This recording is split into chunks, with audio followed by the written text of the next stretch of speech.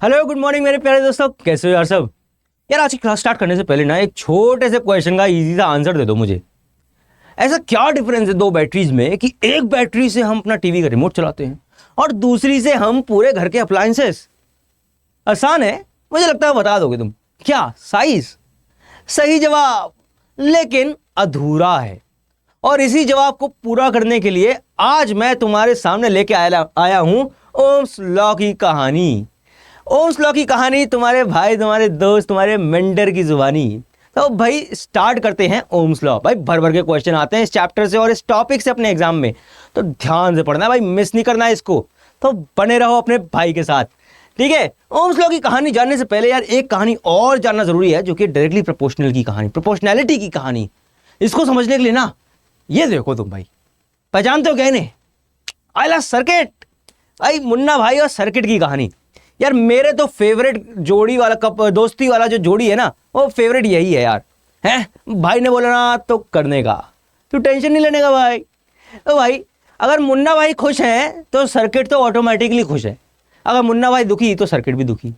तो भाई यही दोस्ती, यही रिलेशनशिप तो है अपनी डायरेक्टली प्रोपोर्शनल वाली रिलेशनशिप। मान लो दो लोग हैं, कौन? ए और बी।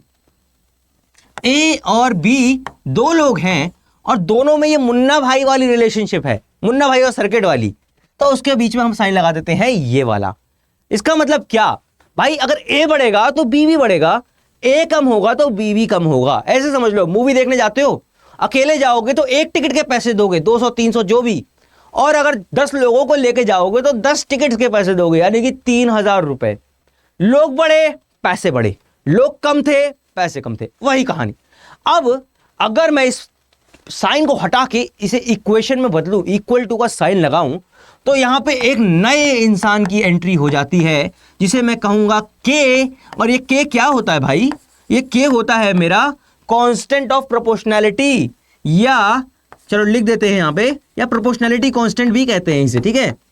Constant of proportionality. तो भाई ये कहानी होती है डायरेक्टली प्रोपोर्शनल की, कि एक बढ़ने पे दूसरा भी बढ़ेगा। देख रहे हो ये दोनों के बीच में जो रिलेशन है ना, ये वाला रिलेशन एक लीनियर रिलेशन है। पढ़ा है क्या तुमने कि लीनियर रिलेशन के बीच में कभी भी अगर ग्राफ प्लॉट करो ना, इन दो क्वांटिटीज के बीच में हमेशा एक स्ट्रेट लाइन मिलती है। मतलब कि ये है, अगर मैं ग्राफ बनाने जाऊं किसमें? मुन्ना भाई और सर्किट में, या फिर ए और बी में। अगर मैं ए यहां लेता हूं और बी यहां लेता हूं, तो मेरे को यहां से क्या मिलेगा? मेरे को यहां से मिलेगा कि जैसे जैसे ए बढ़ेगा वैसे वैसे बी भी बढ़ेगा। तो हमेशा एक स्ट्रेट लाइन मिलेगी मुझे, हमेशा एक स्ट्रेट लाइन मुझे मिलने वाली है। तो अगर कभी भी तुम्हें किसी भी ग्राफ में स्ट्रेट लाइन दिखे तो मतलब समझ जाना दोनों क्वांटिटीज के बीच में लीनियर रिलेशनशिप है, मतलब कुछ इस प्रकार की रिलेशनशिप है, ठीक है। चलो भाई आगे बढ़ते हैं। अब देखेंगे कि यह कहानी हमारे कॉन्सेप्ट में हमें कैसे मदद करने वाली है। तो इसीलिए अब हम बढ़ते हैं ओम्स लॉ की तरफ, यानी ओम साहब की कहानी की तरफ। भाई ये हैं ओम साहब, जॉर्ज साइमन ओम्स। देख रहे हो कितने सुंदर से प्यारे से लग रहे हैं, एकदम क्यूटी से है, क्यूटी से नहीं है लेकिन अच्छे लग रहे हैं भाई। तो चलो भाई, ओम साहब एक बार क्या हुआ ना, खाली बैठे हुए थे, बहुत बड़े साइंटिस्ट फिजिसिस्ट थे लेकिन खाली बैठे हुए थे। तो ये जो बड़े बड़े लोग होते हैं ना, इनके दिमाग ऐसे चलता रहता है खचर पचर खचर पचर, तो इनको खाली बैठना रास नहीं आता। अपनी तरह थोड़ी ना यार कि रील्स देखे जा रहे हैं या शॉर्ट्स देख रहे हैं या चैट्स कर रहे हैं व्हाट्सएप पे, वो वाला कहानी नहीं होती इनकी। इनको भाई खाली बैठना ही नहीं है, कुछ ना कुछ तो करना, कुछ तूफानी तो करना है। तो भाई इन्होंने क्या करा ना, इनके दिमाग में वही क्वेश्चन आया, भाई दो बैटरीज के बीच में ऐसा क्या डिफरेंस है कि एक में ये हो जाता है दूसरे में वो हो जाता है। तो भाई इन्होंने ये तो पता लगा लिया था कि वोल्टेज, सर्किट में जो वोल्टेज है और जो सर्किट में करंट फ्लो कर रहा है, उन्हीं के बीच में कुछ ना कुछ गड़बड़ी चल रही है, झोल झाल चल रहा है। अब इन्होंने उसको पक्का करने के लिए भाई एक सर्किट बनाया, एक सर्किट डायग्राम हम तुम्हें दिखा रहे हैं, मतलब मैं दिखा रहा हूं, उन्होंने तो एक्चुअल सर्किट बनाया था। भाई ये सर्किट डायग्राम मोस्ट इंपॉर्टेंट है, एनसीईआरटी का उठाया हुआ डायग्राम है। लेकिन अगर तुम्हारे क्वेश्चन पेपर में, एग्जाम में क्वेश्चन पूछता है ओम्स लॉ से रिलेटेड, तो भाई मैंडेटरी है, ये मैंडेटरी है। इसको छाप लो, लिख लो, स्क्रीनशॉट ले लो, फोटो ले लो, जो करना है कर लो, लेकिन बना के आना इसको, नंबर तभी मिलेंगे। तो भाई इस सर्किट डायग्राम में तुम्हें क्या क्या दिख रहा है, देख मैं बताता हूं मुझे क्या क्या दिख रहा है यहाँ पे। ठीक है, सबसे पहले तो मुझे एक रजिस्टर दिख रहा है यहां पे, तो मैं लिख लेता हूं। ठीक है, एक तो मुझे रजिस्टर दिख रहा है और दूसरा क्या दिख रहा है, फटाफट बताओ तुम्हें क्या दिख रहा है भाई? यार दूसरा एक एमीटर भी दिख रहा है, एमीटर भी होता है। और क्या दिख रहा है भाई? एमीटर दिख रहा है तो वोल्ट मीटर भी तो दिख रहा है, तो लिख लेता हूं वोल्ट मीटर। और क्या क्या दिख रहा है भाई? की भी तो दिख रही है, ये देखो ये क्या है, ये की तो है, तो ये की भी लिख लेता हूं मैं। ठीक है, की क्लोज कंडीशन में है, मतलब सर्किट कंप्लीट है। और फाइनली मुझे एक अजीबोगरीब सा बैटरी जैसा कुछ स्ट्रक्चर दिख रहा है। अजीब सा क्यों? अजीब सा इसलिए क्योंकि यहां पे डॉटेड लाइंस दे दी हैं। पहले लिख लेता हूं भाई, क्या दिख रहा है? एक बैटरी जैसा कुछ तो दिख रहा है, तो बैटरी लिख लेता हूं भाई। डॉटेड लाइंस क्यों दी हैं? अरे यार वो देखा है तुमने, एक कुकरी शो आता था, सरदार जी थे उसमें, कि नमक शमक डाल लेते हैं, वो वाला ना। तो भाई स्वाद अनुसार नमक डालते हैं वो, ऐसे ही स्वाद अनुसार बैटरी तुम्हें लगानी है एज पर योर रिक्वायरमेंट। भाई सर्किट में तुम्हें कितनी बैटरी की जरूरत है? मान लो जैसे ये डॉटेड लाइंस है, डॉटेड लाइंस क्यों दी हुई है? डॉटेड लाइंस दी हुई है कि एज पर योर रिक्वायरमेंट तुम बैटरी सर्किट में वोल्टेज बढ़ा दो या घटा दो, ज्यादा बैटरी ज्यादा वोल्टेज, कम बैटरी कम वोल्टेज। तो भाई अगर मैंने मान लो ये वाली लाइन को मैंने सॉलिड कर दिया, ये सर्किट यहां से कंप्लीट कर दिया, बाकियों को हटा दिया, तो अब देख रहे हो सिर्फ V वोल्ट की बैटरी मेरे सर्किट में आएगी। लेट्स से अगर ये 2 वोल्ट की एक बैटरी है, V मतलब 2 वोल्ट्स, तो अगर मैंने पहली लाइन पक्की कर दी यानी सॉलिड कर दी, तो मेरा सर्किट का वोल्टेज हो जाएगा 2 वोल्ट्स। ऐसे ही अगर मैंने दूसरी लाइन को सॉलिड कर दिया, तो अब देख रहे हो मेरे सर्किट में सिर्फ ये दोनों बैटरीज आ रही हैं छोटे छोटी, तो 2 + 2 हो जाएगा 4 वोल्ट सर्किट का वोल्टेज या बैटरी का वोल्टेज। ऐसे तीसरा करूंगा तो 6 वोल्ट, और लास्ट वाला कर दूंगा तो 2 + 2 + 2 + 2 8 वोल्ट मेरे सर्किट में करंट फ्लो कर, मतलब वोल्टेज आएगा। ठीक है, अब अलग अलग वोल्टेज पे अलग अलग वैल्यू ऑफ करंट सर्किट में फ्लो करेगा, और वो कौन बताएगा? वो भैया ये छोटा सा प्राणी बैठा है ना, ये बताएगा, एमीटर। एमीटर का काम क्या होता है भाई? ये एक ऐसा डिवाइस होता है ना जिसकी मदद से सर्किट में कितना करंट फ्लो हो रहा है ये हमें पता चल जाता है। तो भाई यही कहानी उनकी भी थी, ओम साहब की, और इसी के बीच में उन्होंने कुछ ऑब्जर्वेशन लेने का सोचा और ग्राफ प्लॉट करने का सोचा। ग्राफ प्लॉट करना तो आता है ना भाई तुम्हें? टेबल बनाते हैं, याद करो, 2 क्वांटिटीज में टेबल बनाते हैं, इक्वेशन की मदद से ये वो करते हैं और फिर प्लॉट कर लेते हैं।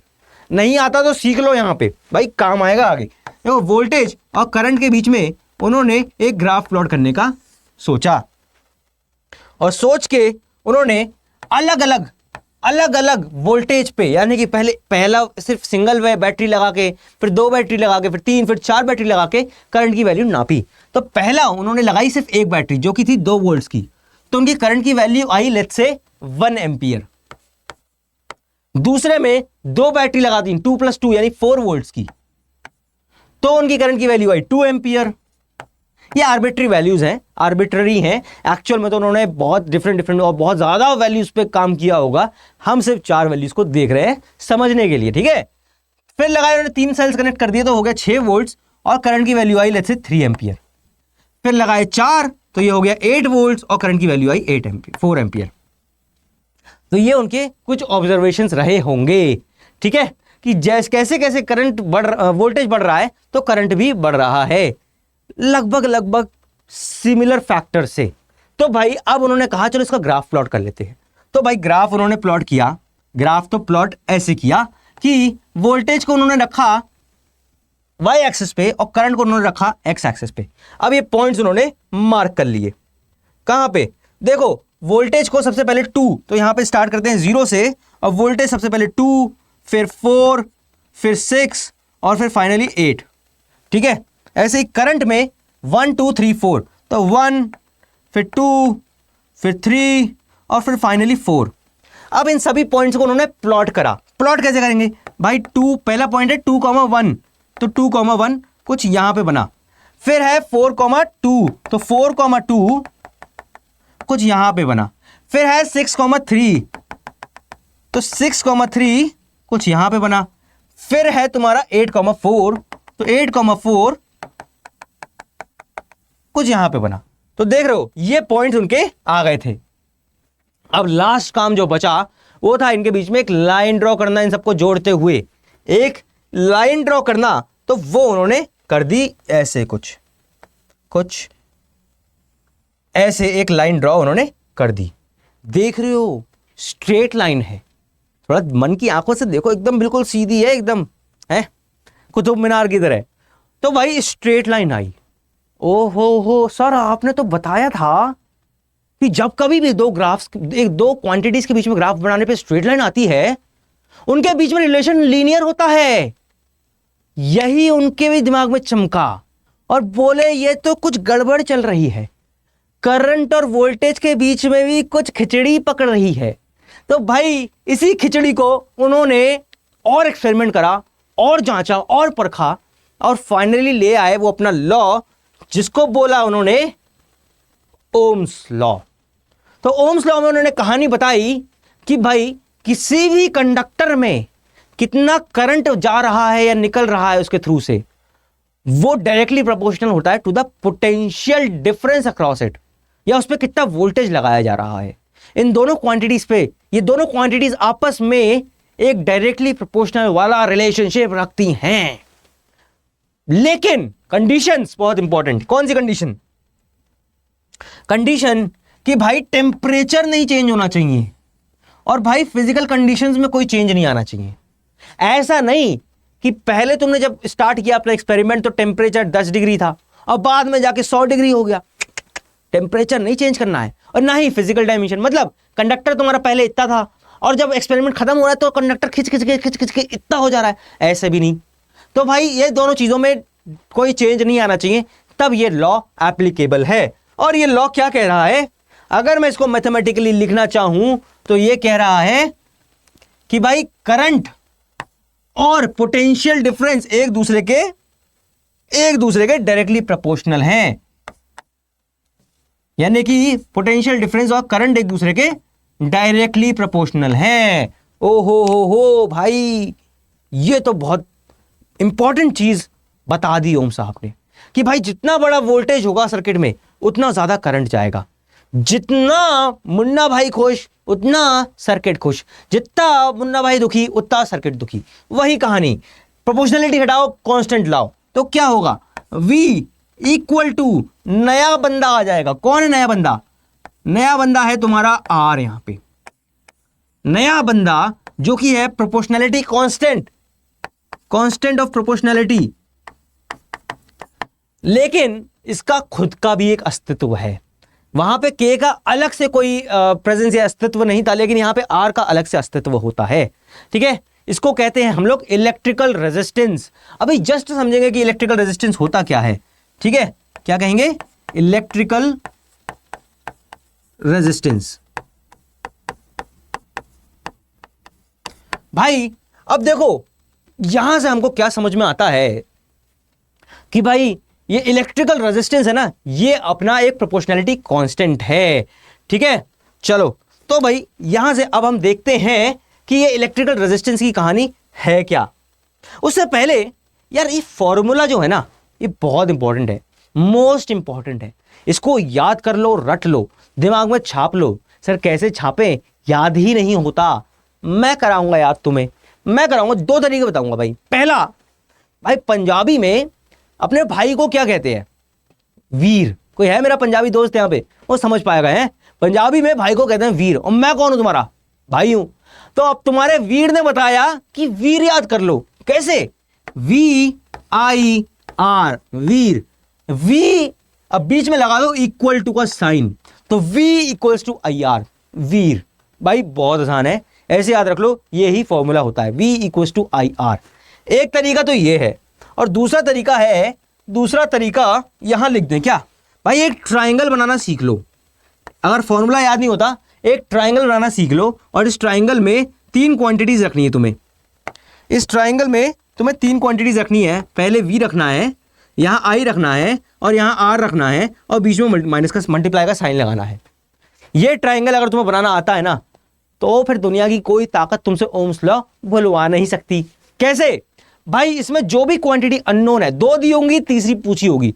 मान लो वोल्टेज नहीं दिया है, करंट और रेजिस्टेंस दिया है, तो वोल्टेज को छुपा दो, और यहां लिख दो V इक्वल टू, तो क्या दिख रहा है भाई, I इंटू R। तो भाई I इंटू R, यही तो फॉर्मूला होता है वोल्टेज का। अब मान लो तुम्हें रेजिस्टेंस नहीं दिया है और बाकी 2 चीजें दी हैं, तो निकालना है, तो रेजिस्टेंस को छुपा दिया तो हो गया भाई V बाय आई, तो रेजिस्टेंस बराबर होता है V बाय आई। ठीक है, इसको साफ साफ लिख देते हैं, रेजिस्टेंस बराबर होता है V बाय आई। और वहीं पे अगर तीसरी चीज यानी तुम्हें करंट नहीं दिया है, करंट नहीं दिया है, तो करंट बराबर, रुक जाओ, रेजिस्टेंस बराबर था V बाय आई और करंट नहीं दिया है तो करंट बराबर हो गया V by R, V by R. ठीक है, देख रहे हो तीनों चीजें यहीं से निकल जाएंगी एक ट्राइंगल की मदद से। या तो ये ट्राइंगल याद कर लो या फिर अपने भाई को याद कर लो, वीर को याद कर लो। ठीक है, जो आसान लग रहा है वो कर लो। चलो आगे बढ़ते हैं फटाफट। तो भाई इलेक्ट्रिकल रेजिस्टेंस R, जो मैंने तुम्हें बताया था, R यानी इलेक्ट्रिकल रेजिस्टेंस क्या होता है भाई? तुम्हारे रास्ते में जितनी भी अड़चने हैं, जितनी भी रुकावटें हैं ना, वही तुम्हारा रेजिस्टेंस है। ऐसे ही मान लो, एग्जांपल ले लो, तुम गए कोचिंग और कोचिंग में जैसे ही तुम पहुंचे वैसे ही फोन आ गया, किसका? अंजलि, प्रिया, रिया, जिसका भी आ गया, और भाई बोलिए वो चिंटू, पिंटू, यार मेरी स्कूटी खराब हो गई है, पंचर हो गए, क्या मुझे पिक कर लोगे? कोचिंग के लिए मैं लेट हो जाऊंगी। भले उसकी कोचिंग कोई दूसरी हो, तुम्हारी कोचिंग से बहुत दूर हो, लेकिन तुम्हें घंटा फर्क पड़ेगा। तुम तो कहोगे कोचिंग तो होती रहेगी, पढ़ाई तो होती रहेगी, रिया को छोड़ के आया जाए पहले। अब तुम अपनी कोचिंग से स्टार्ट करो और रिया के घर तक जाओगे। कोचिंग से स्टार्ट करोगे, ये रास्ता होगा, ये तुम्हारी कोचिंग है और ये रिया का घर है। अब तुम जाओगे, तुम तो रपटाते हुए जाओगे स्कूटी, रास्ते में कितना ट्रैफिक है। मान लो कुछ पत्थर वत्थर पड़े हुए हैं, कुछ भी पत्थर वत्थर पड़े हुए हैं तुम्हारे रास्ते में, ये ट्रैफिक चल रहा है, ये पत्थर पड़े हुए हैं, तो क्या होगा? जब तुम स्पीड में जाओगे तो इनसे टकराओगे, तुम्हारी स्पीड हल्की होगी, तुम्हें दिक्कत होगी रिया के घर तक पहुंचने में। यही दिक्कतें, यही परेशानियां जब इलेक्ट्रॉन को होती हैं एक कंडक्टर के एक कोने से दूसरे कोने में जाने पे, इसी को हम कहते हैं इलेक्ट्रिकल रेजिस्टेंस। यानी the hindrance in the path of electrical current is known as electrical resistance. भाई यही होती है कहानी, देख लो लिखा भी है, the opposition to the flow of electric current. Opposition मतलब रुकावटें, वही रुकावटों को हम इलेक्ट्रिकल रेजिस्टेंस कहते हैं, आर से रिप्रेजेंट करते हैं और इसका साइन होता है ओम, मतलब इसका यूनिट होता है ओम्स। ये सिंबल होता है, इसको हम लोग ओमेगा भी कहते हैं। ठीक है भाई, समझ में आ गया? ये अपना इलेक्ट्रिकल रेजिस्टेंस होता है। इसके बारे में डीप में पढ़ेंगे हम लोग अपनी आने वाली क्लास में, लेकिन एक बेसिक आइडिया ले लिया क्योंकि हमने एक टर्म हमारा निकल के आ रहा था आर, उसके बारे में हमने यहां पे आइडिया ले लिया। आगे बढ़ते हैं भाई। ग्राफ्स, भाई ग्राफ्स तो मोस्ट इंपॉर्टेंट है। ओम्स लॉ की कहानी आई, ओम्स लॉ की बात आई और ग्राफ्स ना हुए, ऐसा हो सकता है क्या? सर ग्राफ देख के तो सर चकरा जाता है। ओम्स लॉ के ग्राफ सर बहुत कंफ्यूजिंग है। बिल्कुल नहीं है कंफ्यूजिंग, तुम्हारा भाई है यहाँ पे, एक एक चीज तुम्हें बढ़िया से पढ़ा के जाएगा, एक एक चीज समझा के जाएगा कहानी की तरह एकदम। देखो कैसे भाई, दो ग्राफ्स बनते हैं ओम्स लॉ में। पहला बनता है वी आई ग्राफ, दूसरा बनता है आई वी ग्राफ। एक एक करके दोनों समझेंगे। V I graph most simple है ना, और आई वी ग्राफ इसके बाद हम पढ़ेंगे। तो इसमें क्या होता है ना, सेम जैसे मैंने बनाया था, जैसे ओम साहब ने बनाया था, वैसे ही वोल्टेज ले लिया इन्होंने वाई एक्सिस पे और करंट ले लिया एक्स एक्सिस पे। अब क्या करा, अलग अलग पॉइंट्स पे अलग अलग वैल्यूज निकालनी। ऐसे कोई बनाया होगा ना, ऐसे कुछ इन्होंने भी टेबल बनाई होगी, वोल्टेज और करंट की कुछ टेबल बनाई होगी, अलग अलग वैल्यूज आई होंगी, यहां पे प्लॉट कर दी होंगी। जैसे 22 है ना, ये देखो, जैसे ये पॉइंट आया होगा, ये पॉइंट आया होगा, ये पॉइंट आया होगा, ये आया होगा, ये आया होगा, इनको जोड़ते हुए एक स्ट्रेट लाइन ड्रॉ कर दी गई। अब ग्राफ से तुमको समझना क्या है भाई, ग्राफ से तुमको कभी भी तुम्हें ग्राफ दिया हो तो ग्राफ का स्लोप जानो तुम। Slope is the most important. कभी भी ओम्स लॉ में तुम्हें ग्राफ दिया हो, slope is the most important. तो भाई इसका स्लोप निकालेंगे। स्लोप निकालने के लिए स्लोप को हम कैसे नापते हैं? स्लोप का मतलब क्या होता है पहले ये बताओ, पता है क्या तुम्हें स्लोप का मतलब क्या होता है? स्लोप का मतलब होता है चढ़ाई, स्टीपनेस। कितना कभी कभी देखा है क्या, किसी बिल्डिंग में तुम जाते हो, उसका जीना जो होता है ना, उसकी स्टेयर्स एकदम स्ट्रेट होती हैं। भाई 10 सीढ़ी हो, मान लो गिनती की 10 स्टेयर्स हो, लेकिन चढ़ने में तुम्हारी जान निकल जाती है, बहुत ज़्यादा थकान हो जाती है। क्यों? क्योंकि स्टेयर्स बिल्कुल स्ट्रेट हैं और कई बार बिल्कुल ऐसे ग्रेजुअल धीरे धीरे धीरे धीरे ऐसे होती हैं, है ना, इस तरह से कुछ। मान लो ये है, ये ग्राउंड फ्लोर है और ये फर्स्ट फ्लोर है, ठीक है। एक है बिल्डिंग जिसमें सीढ़ियां बिल्कुल ऐसे हैं, बिल्कुल स्ट्रेट है, और एक वहीं पे बिल्डिंग है जिसमें सीढ़ियां ऐसे हैं, ठीक है, देख रहे हो दोनों में डिफरेंस देख रहे हो, ये वाली बहुत स्टीप है, ये वाली कम स्टीप है। तो हम लोग कहेंगे, अच्छा इसका एंगल भी देख पा रहे हो क्या, ये जो एंगल बन रहा है ना θ1 θ2, यहां से क्लियरली विजुअल है कि θ1 θ2 से बड़ा है। तो जिसका एंगल बड़ा है उसकी स्टीपनेस ज्यादा है, उसका स्लोप ज्यादा है। समझ गए, बड़ा एंगल मतलब बड़ा स्लोप। तो भाई इसका स्लोप ज्यादा है, इसका स्लोप कम है। यही हम यहां पे नापने की कोशिश करते हैं किसी भी ग्राफ में। तो कैसे नापते हैं, चलो देखते हैं। भाई स्लोप निकालने के लिए एंगल निकालना जरूरी है, या एंगल कैसा, tan थीटा। अब मैं लिख लूं यहां पे, स्लोप होता है मेरा tan theta. Sir tan theta क्या है, ये तो सुना ही नहीं है, टेन मैन चैन, ये क्या है सर, ये तो नहीं पता। अरे मैं हूं ना यार, ट्रिग्नोमेट्री की आइडेंटिटीज है, बहुत सिंपल है, मैं बताता हूं, क्यों परेशान हो रहे हो। देखो वो याद है तुमको पंडित बद्री प्रसाद वाली कहानी, वही लगा देते हैं। पंडित बद्री प्रसाद हर हर बोले सोना चांदी तोले। भाई ये है साइन, ये है कॉस, ये है टैन, अपने को चाहिए टैन। तो टैन वाली कहानी है ये, यानी परपेंडिकुलर अपॉन बेस। तो भाई लगा दिया परपेंडिकुलर अपॉन बेस। अब यहां पे देखो ट्रायंगल बन गया भाई, मेरा ट्रायंगल बन गया, ये मेरा थीटा एंगल है, ये ट्रायंगल बन गया, ये थीटा एंगल है। अब इसमें लगा लो परपेंडिकुलर क्या है, परपेंडिकुलर ये वाली है 100 से 10 तक। तो ये हो गया मेरा 100 माइनस 10, और सॉरी 100 से 0 तक, ये 0 है 10 नहीं है 0 है। ओके, बताते भी नहीं हो यार, बता तो दिया करो भाई, ठीक है। 100 माइनस 0, और बेस क्या है, बेस है देखो 10 से लेकर 0 तक, 10 माइनस 0। तो ये हो गया भाई 100 बाई 10, यानी कि आ गया 10। तो मेरा जो स्लोप है ना वो मेरा 10 आ गया।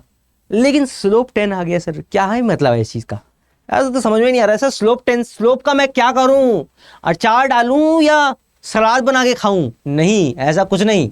एक बार फिर से देखते हैं कि स्लोप का यहां पे क्या सेंस निकलता है। भाई स्लोप अपना आ रहा था क्या, perpendicular upon base. Perpendicular axis पे इसमें क्या है भाई, वोल्टेज है, और बेस वाली एक्सिस पे क्या है भाई, करंट है। अच्छा सर, अब तो ये वोल्टेज और करंट में कुछ रिलेशन आ रहा है। ओम्स लॉ याद करो जरा, ओम्स लॉ में हमने ये पढ़ा था, क्या पढ़ा था, V equals to I R. यहां पे अगर मैं V बाई आई कर दूं तो ये मेरा R हो जाएगा। ओ हो, तो मतलब ये V बाई आई क्या है, ये मेरा रेजिस्टेंस है। तो यही चीज हमें यहां से पता लगती है कि slope of voltage VI graph, voltage current graph, slope of VI graph हमें रेजिस्टेंस की वैल्यू देता है। तो ये जो 10 आया है ना, ये 10 नहीं है, ये 10 है रेजिस्टेंस, 10 ओम्स है ये, ठीक है। तो भाई VI ग्राफ का मुझे स्लोप देता है उसके रेजिस्टेंस की वैल्यू। समझ में आया, बहुत आसान है, बहुत इजी है। आगे बढ़ते हैं, इसको भाई याद कैसे करें सर, कोई ट्रिक भी बता दो भाई, वो भी बताऊंगा, परेशान मत हो, बस बने रहो एंड तक। भाई इसको दूसरा ग्राफ है बिल्कुल सेम टू सेम, सिमिलर सा IV ग्राफ, VI अल्टा पल्टी कर देना है बस, और कुछ नहीं है इसमें भी। भाई इसका भी स्लोप हमें निकालना है। इसमें I को ले लिया है Y एक्सिस पे और V को ले लिया है X एक्सिस पे, ग्राफ को प्लॉट कर लिया है। अब इसका स्लोप अगर मैं निकालना चाहूं तो इसका भी वही होगा क्या, tan थीटा। और tan थीटा क्या होता है, परपेंडिकुलर अपॉन बेस। यहां परपेंडिकुलर में है करंट और बेस पे है voltage. Oh I by V, Ohm's law लिखो सर, ओम्स लॉ जरा लिखो। ओम्स लॉ होता था V equals to I R. अब मुझे I बाई V लेना है यहां पे, तो I बाई V क्या हो जाएगा, ये तो सर 1 बाय R आ रहा है, ये तो सर 1 बाय R आ रहा है। इसका मतलब स्लोप ऑफ IV ग्राफ मुझे देता है 1 बाय R की वैल्यू, 1 बाय R की वैल्यू। जरा वैल्यू रखते हैं, यहां से रखते हैं ना, यहां से रखते हैं और निकाल लेते हैं। तो tan थीटा क्या था, परपेंडिकुलर अपॉन बेस। परपेंडिकुलर अगर मैं ट्राइंगल यहां पे ही बना दूं, ट्राइंगल को मैं यहां पे भी ड्रॉ कर दूं तो ऐसा बन जाएगा, ऐसा बन जाएगा ना, ये थीटा एंगल है।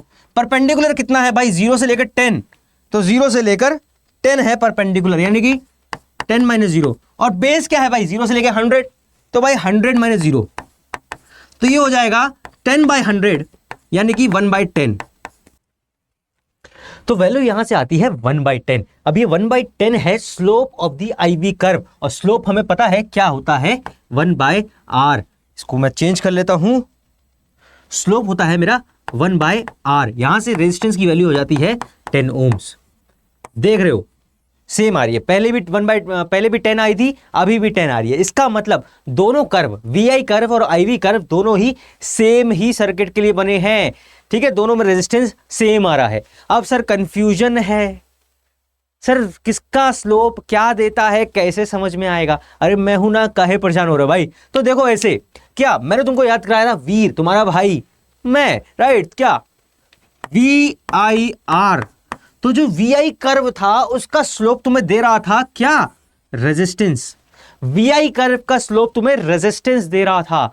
जैसे ही चीजें तुमने अल्टी पल्टी करी, I को V की जगह और V को I की जगह, यानी IV कर्व बना लिया, तो स्लोप भी तुम्हें पलटी हुई चीज दे रहा है क्या? 1/r। समझ गए? एक याद रखो, दूसरे वाला अपने आप उसका उल्टा हो जाएगा, एक याद रखो, ठीक है। और आगे जाके मैं ये कर्व की ना, ये स्लोप की, ये कर्व की, ये ग्राफ की बहुत मजेदार ट्रिक बताने वाला हूं कि एकदम मजा आ जाएगा तुम्हें, ठीक है। चलो आगे बढ़ते हैं भाई फटाफट। कुछ क्वेश्चंस कर ले यार। अब देखो, सिर्फ पढ़ाने के लिए नहीं पढ़ाया है भाई, उस पढ़ाई से जो अभी हमने जस्ट करी है, जो कहानी सुनी है, उससे हमारे एग्जाम में आए हुए क्वेश्चन सॉल्व करके दिखाऊंगा तुम्हें मैं पूरे भाई। ये 2024 का 2024 का क्वेश्चन है, एग्जाम में आया हुआ, बोर्ड एग्जाम में। पढ़ते हैं क्या लिखा है भाई। A conductor has a resistance of 4 ohms, ठीक है भाई, 4 ओम का रेजिस्टर दिया हुआ है यहाँ पे, एक कंडक्टर का रेजिस्टेंस दिया हुआ है 4 ओम्स, और क्या दिया है भाई? और पोटेंशियल डिफरेंस दिया हुआ है 2 वोल्ट्स। भाई पोटेंशियल डिफरेंस दिया हुआ है 2 वोल्ट्स का, और क्या दिया हुआ है? Calculate the current flowing. भाई करंट की वैल्यू निकालनी है, यानी कि दो चीजें दी हैं और एक अननोन है। क्या दिया हुआ है? गिवन में क्या है भाई? गिवन में रेजिस्टेंस दिया हुआ है कितने का? 4 ओम का, और वोल्टेज दिया हुआ है कितने का? 2 वोल्ट्स का, और करंट अननोन है। क्या लगा दे? क्या लगा दे? अरे ओम्स लॉ लगाओ भाई। क्या लगाओगे? वीर को याद करो, अपने भाई को याद करो। V equals to IR। निकालना क्या है? निकालना करंट है, तो करंट बराबर हो गया V/R। वैल्यू रखो, वैल्यू हो गया V2 और R हो गया 4। सॉल्व करा, आया कितना? कैलकुलेटर से करोगे क्या इसे भी? ये होगा भाई 0.5। भाई इसके लिए कैलकुलेटर मत निकाल लेना है, अपने भाई की इतनी भी बेइज्जती मत कराना। सिंपल सी कैलकुलेशन है, दिमाग चलाओ। तो करंट मेरा आ जाता है 0.5 एम्पियर्स। देखो कितना आसान क्वेश्चन है भाई, कितना आसान क्वेश्चन है। सीधे वैल्यू पुट करी और आंसर निकाल लिया, करंट आ गया भाई 0.5 एम्पियर्स। फटाफट से अगले क्वेश्चन पे चलते हैं भाई। ऐसे क्वेश्चन तुम्हें रखे हुए मिल जाते तुम्हारे एग्जाम में, ठीक है भाई। नेक्स्ट क्वेश्चन, अरे ग्राफ, सर ग्राफ वाला क्वेश्चन, अरे परेशान हो जाएंगे सर इसे तो देख के। अरे क्यों परेशान हो गए भाई? भाई है तुम्हारा, देखो कैसे करते हैं। क्या दिया है भाई? स्टडी दी IV ग्राफ। कौन सा ग्राफ है भाई? IV ग्राफ है। सबसे पहले ग्राफ का नाम देख लो, है दिया वो IV और तुम लगाते रहो VI, तो ऐसे थोड़ा चलेगा। IV ग्राफ है भाई, IV ग्राफ है। 3 रजिस्टर दिए हैं, R1 R2 R3, तीनों के कर्व दिए हैं, यानी लाइंस खींची हैं। तुमसे पूछा है इनमें से कौन सा रिलेशन सही है। कैसे पता लगेगा? अभी बताते हैं। सबसे पहले देखो, सबसे पहले ग्राफ का नाम लिख लेते हैं। यहां पे कौन सा ग्राफ है भाई? IV ग्राफ है, IV ग्राफ है। अभी हमने देखा था कि IV ग्राफ का स्लोप क्या दे रहा था? IV ग्राफ का स्लोप, अरे यार VI, वीर था ना तुम्हारा भाई, तो VI का देता है रेजिस्टेंस। तो आज ऐसी चीजें अल्टी पल्टी करोगे तो उसका स्लोप देगा तुम्हें 1 रेजिस्टेंस। तो स्लोप जो था ना, वो तुझे दे रहा था 1 रेजिस्टेंस की वैल्यू। अच्छा, ओहो, 1 रेजिस्टेंस की वैल्यू। अब देखो एक चीज यहां से रिलेशन देखो, जैसे स्लोप बढ़ेगा वैसे रेजिस्टेंस कम होगा, जैसे रेजिस्टेंस बढ़ेगा वैसे स्लोप कम होगा। अब तुम्हें इन तीनों में से सिर्फ ये पहचानना है किसका स्लोप ज्यादा है और किसका स्लोप कम है। स्लोप कैसे पहचानोगे? एंगल से मेरे भाई, एंगल से पहचानोगे। देखो पहला R1 का एंगल है ये, जो कि θ1 है, ठीक है। तो ये θ1 जो है ना, R1 का एंगल, ये इन तीनों में सबसे ज्यादा बड़ा है। एंगल बड़ा मतलब स्लोप बड़ा, स्लोप बड़ा, स्लोप बड़ा मतलब, स्लोप बड़ा मतलब रेजिस्टेंस सबसे छोटा। तो R1 जो है, R1 उसका रेजिस्टेंस सबसे छोटा होगा, तो ऐसे साइन लगा देते हैं। फिर तीसरा वाला R3 देख लो, बीच वाले को छोड़ो, सीधे एक्सट्रीम वाला R3 देख लो। R3 का एंगल ये है, जो है θ3, भाई ये एंगल सबसे ज्यादा छोटा है। एंगल छोटा, स्लोप छोटा, स्लोप छोटा, रेजिस्टेंस सबसे ज्यादा।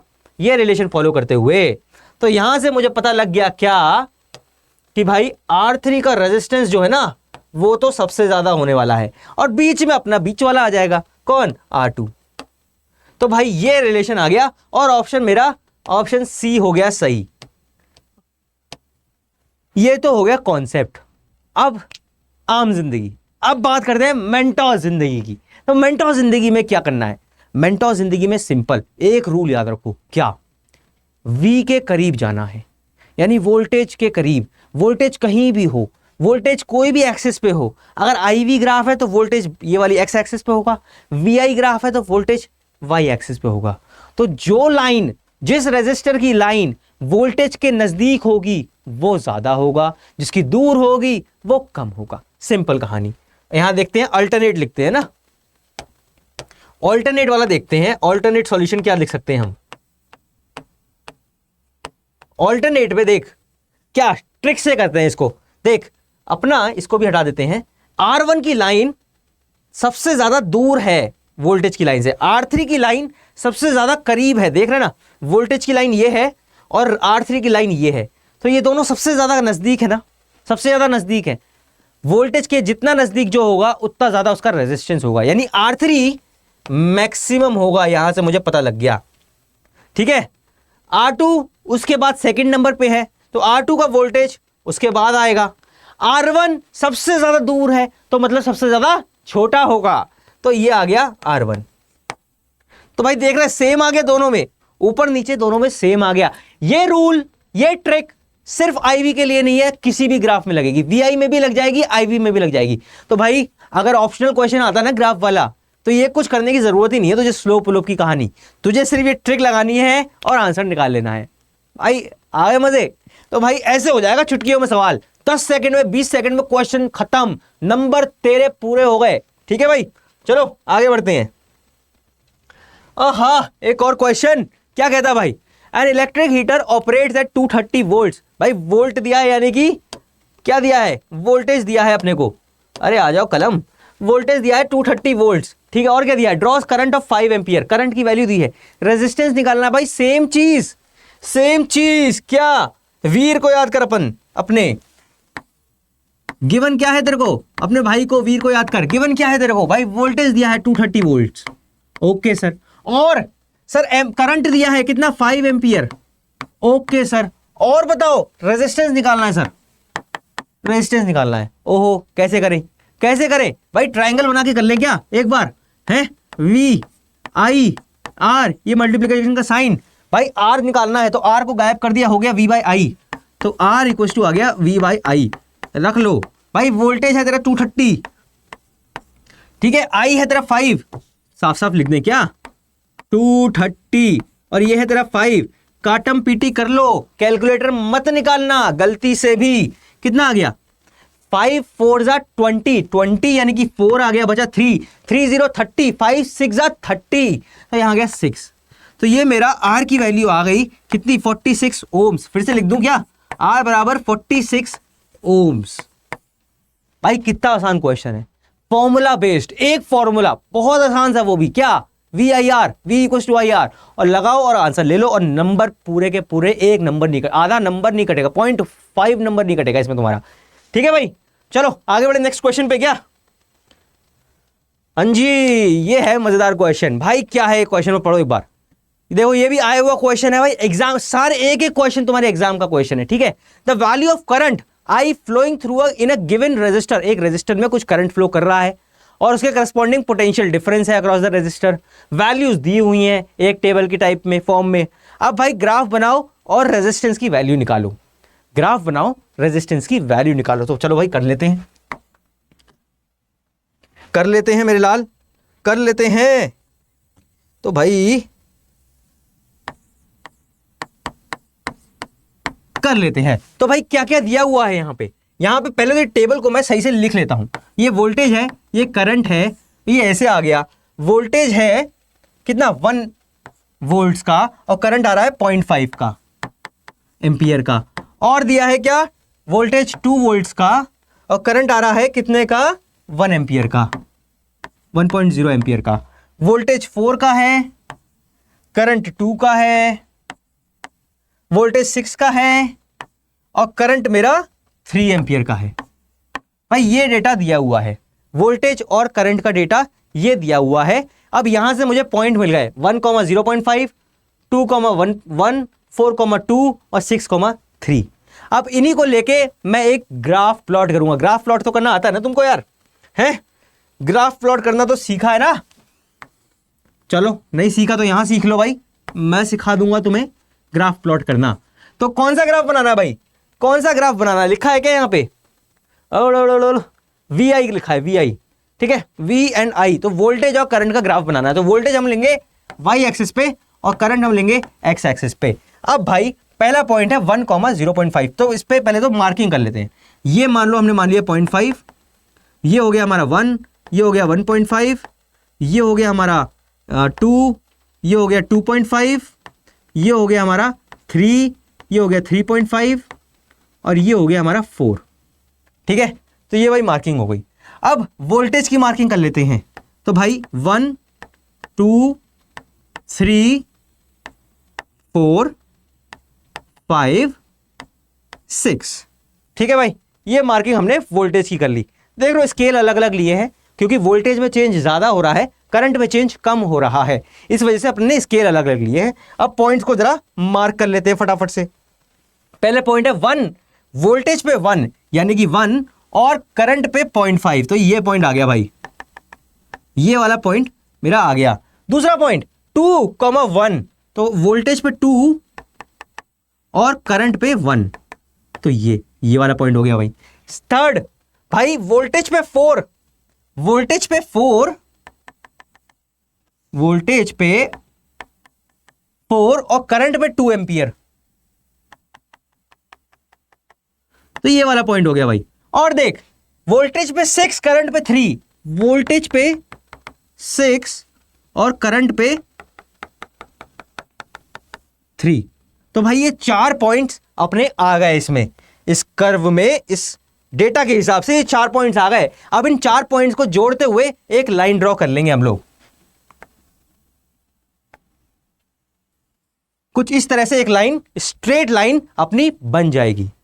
देख रहे हो भाई, जैसा ओम्स लॉ कहता है कि वोल्टेज और करंट के बीच में डायरेक्टली प्रोपोर्शनल वाली रिलेशनशिप है, तभी स्ट्रेट लाइन आती है। तो स्ट्रेट लाइन आ गई, इसका मतलब रिलेशनशिप कंफर्म हो जाती है।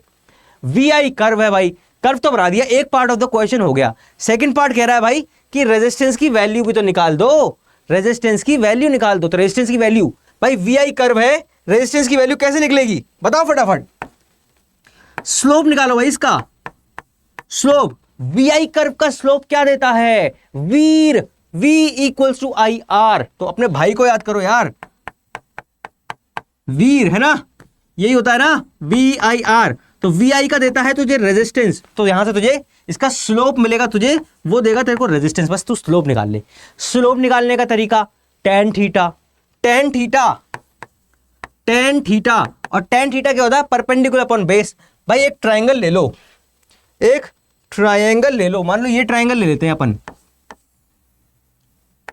ये वाला एक ट्राइंगल ले लेते हैं, ठीक है, और यहां पे वैल्यू रखते हैं और निकाल लेते हैं।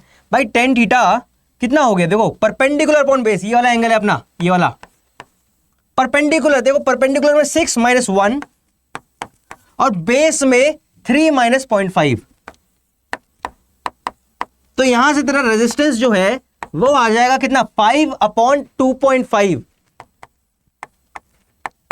जिसको सॉल्व करेगा आ जाएगा 2 ओम्स। तो भाई रेजिस्टेंस तेरा हो गया 2 ओम्स, रेजिस्टेंस तेरा 2 ओम्स आ गया। क्वेश्चन हो गया सॉल्व। ग्राफ हमने प्लॉट कर दिया, ग्राफ के स्लोप से हमने रेजिस्टेंस की वैल्यू निकाल दी, और भाई बल्ले बल्ले नंबर हो गए अपने। समझ में आया कहानी, समझ में आई कहानी। चलो आगे बढ़ते हैं भाई, आगे बढ़ते हैं। हाँ जी, एक और क्वेश्चन है भाई, लास्ट क्वेश्चन और मोस्ट इंपॉर्टेंट क्वेश्चन। कैसे, पढ़ लेते हैं एक बार भाई। 2 ग्राफ दिए हैं, 2 ग्राफ दिए हैं, ए और वी, आई वी ग्राफ है, आई वी करंट वोल्टेज ग्राफ है, 2 ग्राफ दिए हैं एज शोन, 2 रेजिस्टर्स दिए हैं उसमें। Given giving reason state the graph showing series and parallel combination. कहानी क्या है यहाँ पे? कहानी ये है कि भाई अपने पास दो रेजिस्टर्स थे, अपने पास दो रेजिस्टर्स थे, R1 R2 कह लो इन्हें, ठीक है। अब इन दोनों रेजिस्टर्स को एक बार सीरीज में जोड़ दिया गया और एक बार पैरेलल में जोड़ दिया गया, ठीक है। तो पहले केस में सीरीज में इन्हें जोड़ा जाएगा ऐसे, और दूसरे केस में पैरेलल में इन्हें जोड़ा जाएगा